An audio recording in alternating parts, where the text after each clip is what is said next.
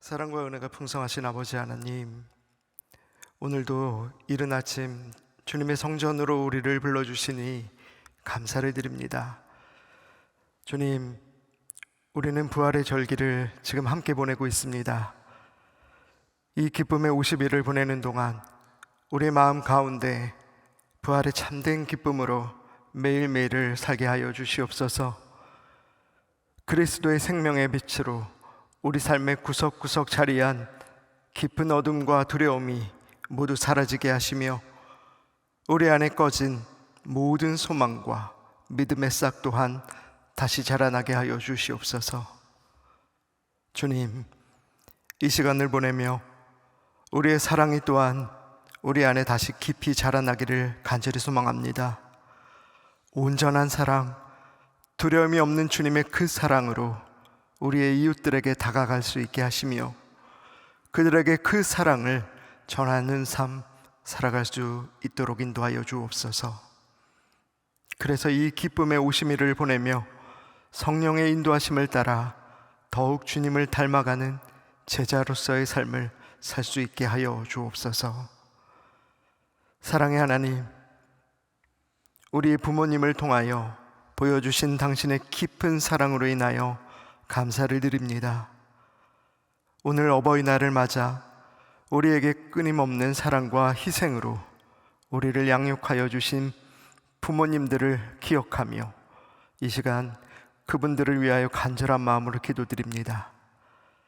생각해보면 지난날 우리의 사랑하는 아버지와 어머니, 그분들의 때로 엄해 보였던 삶의 훈계와 법도들에는 늘 우리를 향한 따뜻한 주님의 사랑이 담겨져 있었음을 깨닫습니다. 어려운 시간 속에서도 인내와 또 지혜로 우리를 이끌어 주셨던 부모님의 헌신을 이 시간 기억하게 하시고 그 사랑에 감사하는 마음으로 오늘 하루 우리의 부모님들께 진심 어린 감사와 존경을 표현할 수 있는 하루가 될 수 있도록 인도하여 주옵소서. 부모님의 건강과 행복을 주님 지켜주시고 주님의 은혜가 부모님들의 삶에 풍성이 넘치는 하루 될 수 있도록 인도하여 주시옵소서. 먼저 주님의 품에 떠나보낸 부모님들 또한 우리가 이 날에 감사함으로 떠올릴 수 있게 하시며 우리 또한 부모로서 우리의 자녀들에게 하나님의 사랑을 전하고자 노력할 수 있게 하시고 이웃의 누군가에게 우리의 부모님들의 우리를 향한 조건 없는 사랑의 모습 또한 실천할 수 있는 이 하루가 될 수 있도록 하여 주옵소서. 전능하신 아버지 하나님, 이 시간 이 나라와 이 민족을 위하여 간절한 마음으로 기도합니다. 부활의 산소망이 되신 주님, 이 나라 대한민국을 붙들어 주시옵소서. 우리는 비록 부활의 절기를 보내고 있지만 우리나라와 사회는 여전히 끝이 보이지 않는 사망의 어둠 속을 헤매이는 듯합니다. 국제 정세의 불안정함이 계속되어 가는 가운데 경제적 어려움과 불확실성 역시 깊어져만 가고 있습니다. 또한 우리나라 사회는 최악의 분열과 갈등의 모습을 계속해서 보여주며 그곳에서 헤어나지 못하고 있습니다. 이런 상황 가운데 치러질 6월에 21대 대통령 선거를 놓고 주님께 간절한 마음을 담아 기도드립니다. 모두가 주목하며 간절히 기도하는 이 중요한 시기 가운데 더 깊은 분열과 대립의 시간이 아닌 민족의 통합과 화합을 이뤄낼 수 있는 기적 같은 계기가 될 수 있도록 주님 인도하여 주옵소서. 사망을 이기신 주님의 부활의 능력이 이 나라, 이 땅 구석구석에 임하시어 분열과 갈등으로 깨지고 무너지며 죽어져가는 이 모든 곳들을 살려주시옵소서. 주님의 놀라운 은혜와 사랑으로 조각난 하나하나가 다시 모이고 화합되며 생명으로 일어나는 기적을 다시 볼 수 있도록 인도하여 주옵소서. 은혜의 주님, 이 시간 모든 질병으로 인하여 고통 가운데 있는 소망의 성도들을 기억하며 기도드립니다. 생명의 주님, 몸의 아픔으로 고통받는 이들에게 주님의 치유의 능력을 부어 주시옵소서. 특별히 장시간 투병 가운데 있는 성도들에게 부활의 소망을 허락하여 주시옵소서.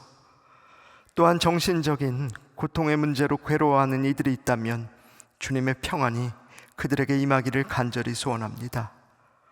매일 반복되는 죽음 같은 절망 속에서도 또 매일 주님의 부활의 소망을 발견케 되는 은혜가 그들에게 있기를 소원합니다. 매일 조금이라도 소망의 크기가 절망의 크기와 무게를 이기고 넘게 하셔서 하루하루 조금씩 회복되는 자신을 발견하며 내일에 대한 기대를 품고 살아갈 수 있도록 하여 주옵소서. 이제 말씀 앞으로 나아갑니다. 부활하신 예수님께서 엠마오로 가는 제자들에게 성경을 풀어주셨듯 오늘 우리에게도 말씀을 통하여 주님을 더 깊이 만나는 은혜가 있게 하여 주옵소서. 오늘의 말씀이 우리의 일상적인 선택과 결정 속에서 지혜와 분별력을 주는 등불이 되게 하시고 부활의 빛 가운데 살아가는 우리의 발걸음을 인도하는 나침반이 되게 하여 주옵소서. 이 모든 말씀 사망 권세를 이기시고 다시 사신 우리 구주 예수 그리스도의 이름으로 기도드립니다. 아멘. 오늘 우리에게 주시는 말씀은 열왕기상 22장 1절에서 8절까지의 말씀입니다. 열왕기상 22장 1절로 8절까지 말씀입니다. 우리 함께 한 목소리로 읽겠습니다. 아람과 이스라엘 사이에 전쟁이 없이 3년을 지냈더라.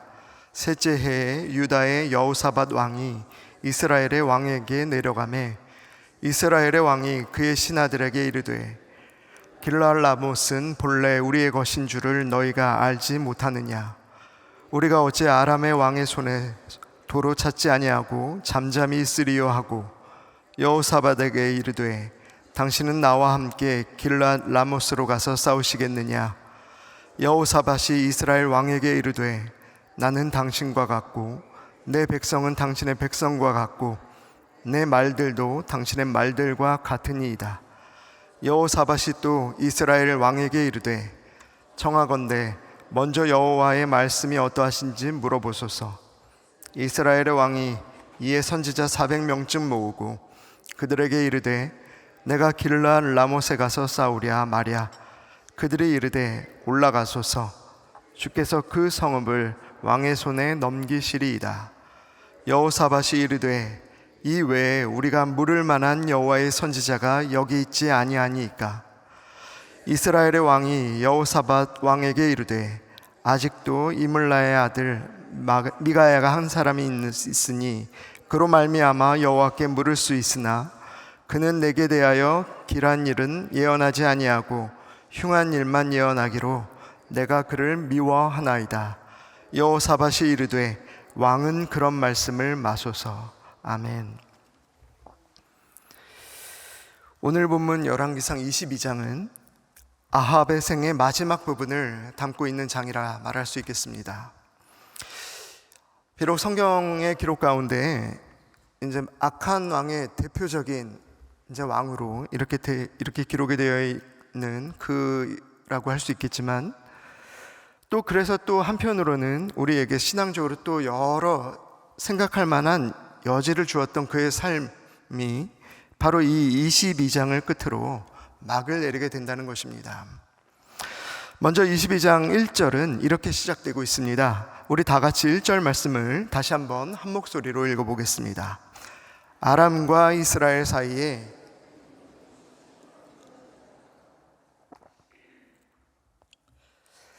아람과 이스라엘 사이에 전쟁이 없이 3년의 시간이 흘러갔습니다.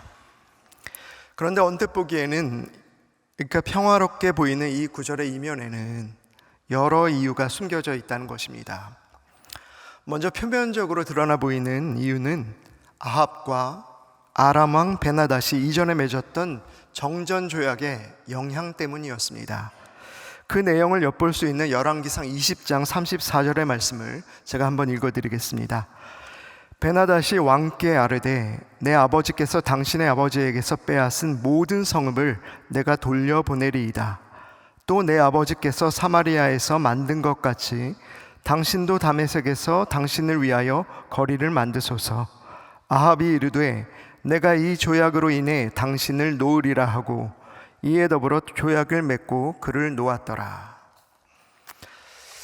그러니까 지금 이 정전 조약, 이전에 맺었던 이 정전 조약의 내용을 정리해 보자면, 이전에 베나다시 이스라엘을 쳐들어왔을 때 아합에게 크게 패한 뒤에 맺었던 이 정전 조약의 결과로 지금 이 3년의 평화로운 시기가 이렇게 펼쳐지고 있다, 그렇게 볼 수도 있다는 것입니다.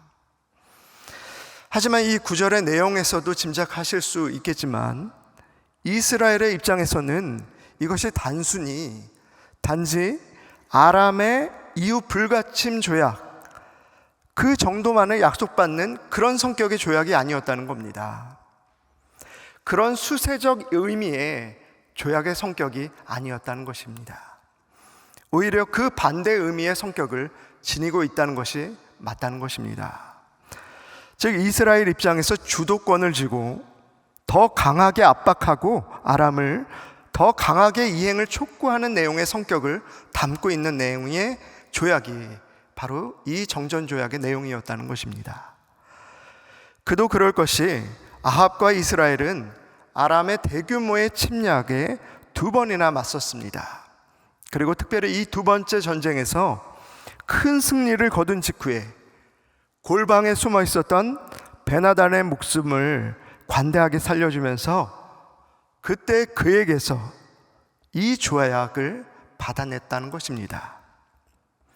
그래서 지금 이 조약의 내용 몇 면을 자세히 살펴보면, 아람에게 이전에 빼앗겼었던 모든 성읍을 돌려받는 것, 또한 다메섹에 아합을 위한 거리를 만드는 내용, 이런 것들이 포함되어 있다는 것입니다. 그런데 지금 이 모든 조약들이 이행되고 있지 못합니다. 그 어느 것 하나도 자신의 눈앞에 펼쳐지고 있는 것들이 없다는 것입니다. 그러니까 지금 이 3년의 세월이 아합의 눈에 어떻게 비쳤겠습니까? 지금 이 3년의 시기는 아합의 입장에서 바라보자면 화장실 가기 전과 갔다 온 후의 마음이 달라진 것처럼, 어쩌면 기껏 목숨을 살려놨더니 베나다시 뻔뻔하게 안면몰수를 하고 있는 것처럼 그렇게 느껴지고 있을 수도 있다는 겁니다. 그래서 지금 아합이 이렇게 화가 나 있는 것입니다. 그래서 아합은 지난 3년을 속으로 화를 삼키며 지켜보다 이윽고 움직이길 시작합니다. 우리 이번에는 2절에서 4절까지의 말씀을 다시 한 목소리로 읽어보도록 하겠습니다. 셋째 해에 유다의 여호사밧 왕이 이스라엘의 왕에게 내려가매 이스라엘의 왕이 그의 신하들에게 이르되 길르앗 라못은 본래 우리의 것인 줄을 너희가 알지 못하느냐? 우리가 어찌 아람의 왕의 손에서 도로 찾지 아니하고 잠잠히 있으리요 하고 여호사밧에게 이르되 당신은 나와 함께 길르앗 라못으로 가서 싸우시겠느냐? 여호사밧이 이스라엘 왕에게 이르되 나는 당신과 같고 내 백성은 당신의 백성과 같고 내 말들도 당신의 말들과 같으니이다.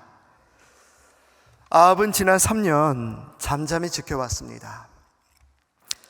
그리고 나라 안팎으로 이윽고 다른 움직임들을 취하기 시작했습니다. 먼저는 그의 나라 북이스라엘 조정 안에서 신하들을 움직이기 시작합니다. 신하들을 향하여서 지금 이 사태의 엄중함을 상기시키기 시작했다는 겁니다. 원래 이 땅은 우리 땅이었다. 우리가 승리해서 다시 돌려받기로 약속까지 얻어내었었던 이 땅을 돌려주지 않고 있는 저 파렴치한 사람의 행태를 우리가 대체 언제까지 참아야 하느냐, 이러면서 지금 신하들을 독려하고 그렇게 깨우치고 있다는 것입니다. 그는 특별히 길르앗 라못, 이 땅의 중요성을 신하들에게 강조하며 설득에 나서고 있습니다. 먼저 길르앗 라못은 길르앗의 높은 곳이라는 그 원래의 이름의 뜻에서 알 수 있듯이 길르앗의 높은 곳에 자리한 그런 땅이라고 할 수 있습니다. 그래서 전시 상황 가운데에서는 매우 중요한 전략 요충지로 그렇게 알려져 있습니다. 또한 요단 동편에 위치한 세 도피성 중의 하나로 레위인의 성읍으로도 알려져 있습니다. 또 이전에 솔로몬 시대 때에는 주요한 행정 도시였으며 또 무역 중심지로 그렇게 쓰였던 그런 도시이기도 했었다고 합니다.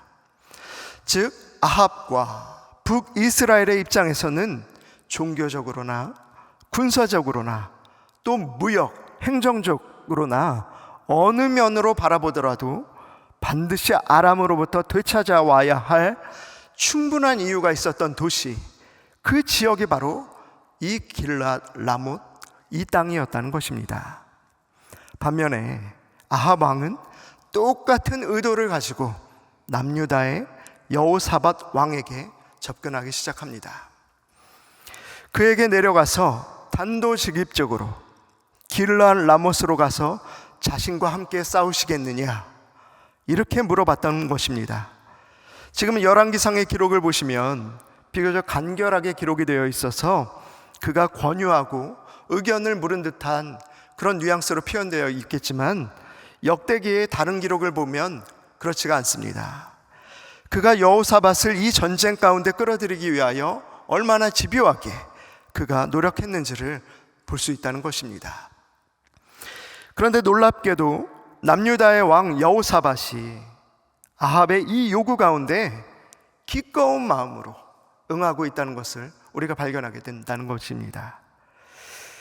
그렇다면 남유다의 선한 왕으로 알려진 여호사밧이 당대에도 선지자들로부터 책망받았었던 북이스라엘의 악한 왕, 이 아합의 청을 어떻게 이렇게 아무런 거리낌 없이 받아줄 수 있었던 것일까요? 우선 그에게도 적어도 세 가지의 이유가 있었던 것으로 보입니다. 먼저는 하나님께서 북이스라엘과 남유다 두 동족 간의 전쟁을 금지하시고 기뻐하지 않으셨던 것처럼 경건했던 여호사밧 왕의 마음 가운데에서도 짙은 동족애가 남아있었던 것으로 보입니다. 그래서 이 동족의 어려움, 이 어려움이 분명히 이 참전에 영향을 미쳤을 것이다, 그렇게 보는 견해가 있다는 것입니다. 두 번째는 오므리의 혼인 동맹 정책을 계승한 아합의 외교적 노선의 일환으로 여호사밧의 아들 요람과 아합의 딸 아달랴가 혼인을 했던 날이 있습니다. 이 혼인을 통하여 동맹을 맺고 이미 사돈 관계를 맺었던 날이 있었다는 것입니다. 이미 두 가정이 이미 사돈 집안으로 얽혀져 있었기 때문에 이를 간과하고 넘어가기가 어려웠다는 것입니다. 그리고 마지막 세 번째, 결정적으로 이 세 번째 이유가 그가 이 전쟁에 참전했었던 결정적인 이유가 되었을 것이다, 많은 성경학자들은 그렇게 분석하고 있습니다. 그것이 무엇입니까? 그것은 바로 당시 초강대국이었던 아수르의 존재였다는 것입니다. 바로 동쪽에서 점점 압박을 가해오고 있는 아수르의 살마네스 3세가 있었다는 것이 당대의 많은 주변국들에게 위협이 되었다는 것인데, 남유다와 북이스라엘 역시 이런 위기감 가운데에서 연합 동맹 정선을 구축할 수밖에 없었을 것이다, 그렇게 해석했다는 것입니다. 왕으로서 또 피치 못할 여러 사정으로서 여호사밧에게는 이런 세 가지 이유뿐만 아니라 많은 이유들이 있었을지 모릅니다.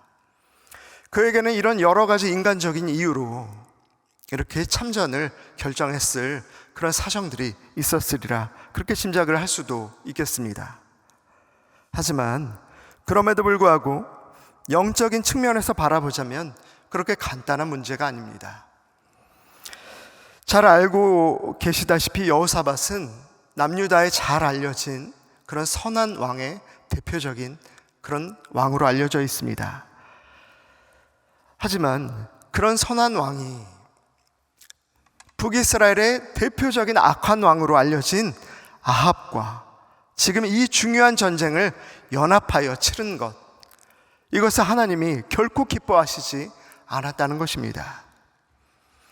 오늘도 이 오늘 본문 가운데서도 여호사밧의 선한 면은 분명히 드러났습니다. 하지만 그의 이런 악한 자와 손을 잡고 악한 자와 이를 꾀했던 이 모든 일들을 하나님이 결코 좌시하지 않으셨다는 것입니다.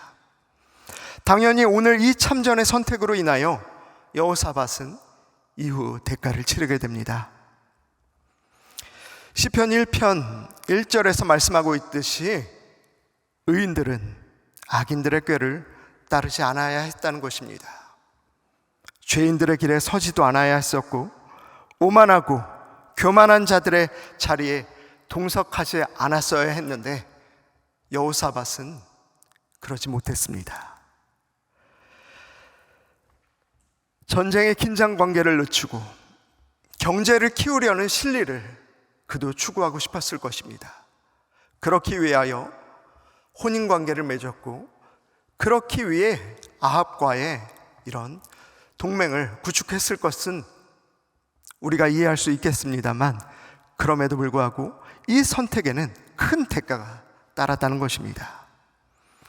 어쨌든 이렇게 남유다의 왕, 하나님이 은혜를 부으셔서 당시 승승장구하고 있었던 여호사밧 왕의 왕까지 그의 계획에 동참시켰기 때문에 이후 아합은 뛸 듯이 기뻤을 것입니다.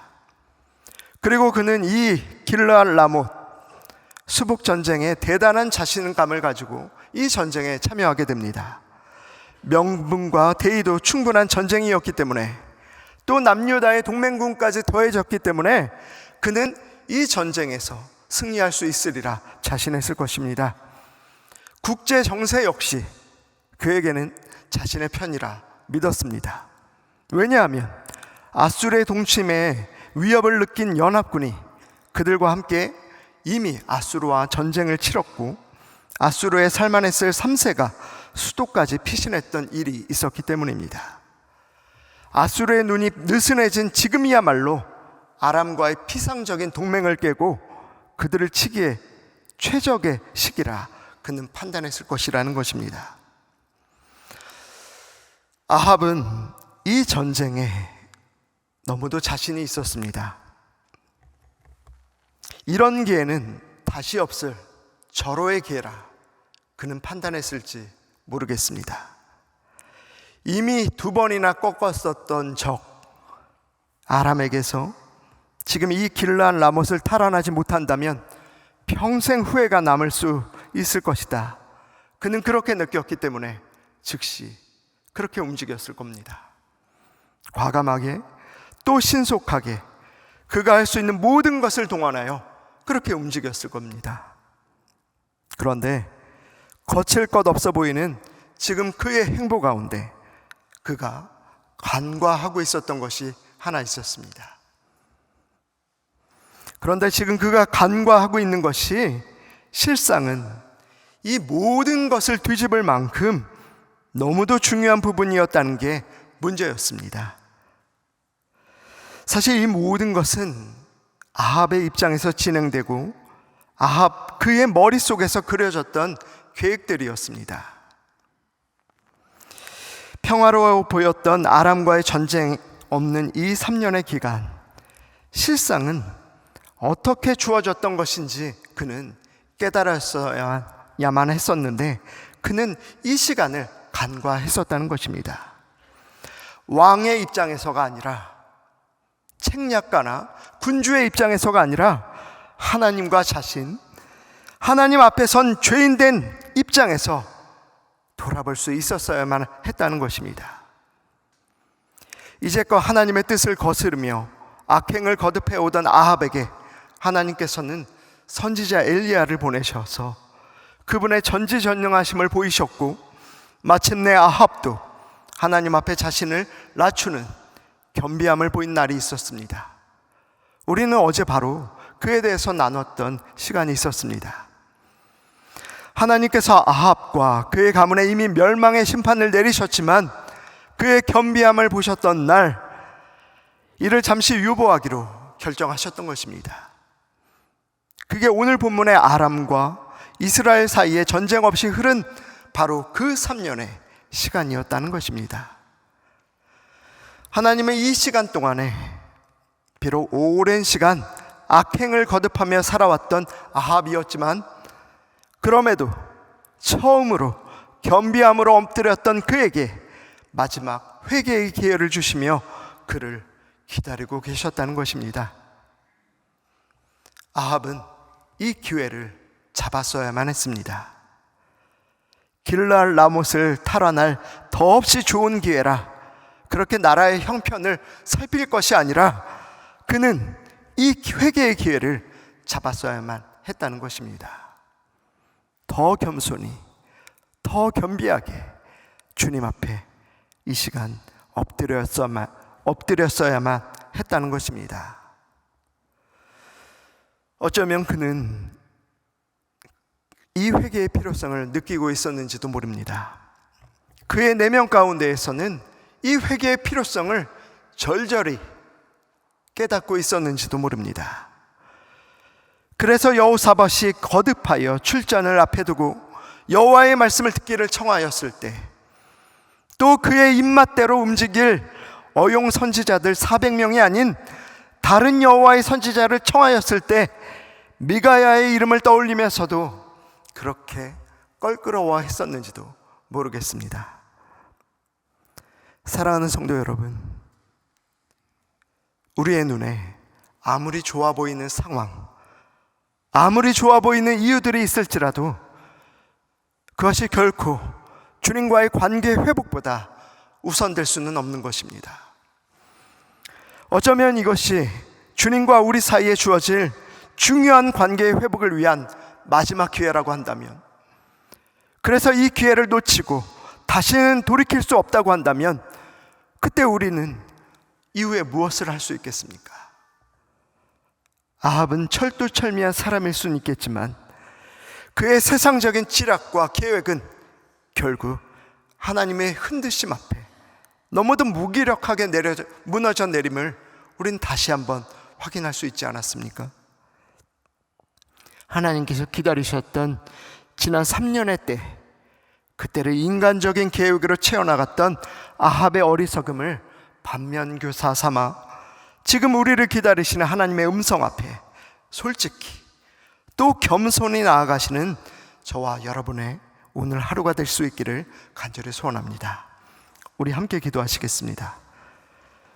하늘에 계신 우리 아버지, 아버지의 이름을 거룩하게 하시며 아버지의 나라가 오게 하시며 아버지의 뜻이 하늘에서와 같이 땅에서도 이루어지게 하소서. 오늘 우리에게 일용할 양식을 주시고 우리가 우리에게 잘못한 사람을 용서하여 준 것 같이 우리 죄를 용서하여 주시고 우리를 시험에 빠지지 않게 하시고 악에서 구하소서. 나라와 권능과 영광이 영원히 아버지의 것입니다. 아멘.